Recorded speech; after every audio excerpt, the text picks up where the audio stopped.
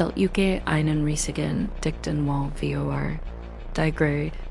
In den 1980er Jahren wurde dieser Ort zum Schauplatz einer der rätselhaften Mordserien Deutschlands.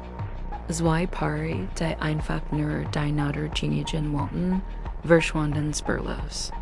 Woken später fand Männer Leichen, tief verborgen im unsäglichen Dickicht. Die Ermittler standen vor einem Phantom. Es gab Spuren, ja, aber der Täter schien wie vom Erdboden verschluckt. Jahrzehntelang such die Polizei nach antworten, Werkzeuge tauchten auf und verschwanden wieder. Da die AKT blieb offen.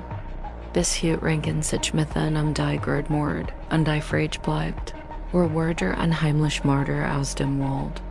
Wenn mehr aber Angelus Criminalfall wissen wollt, abonniert unseren Kanal.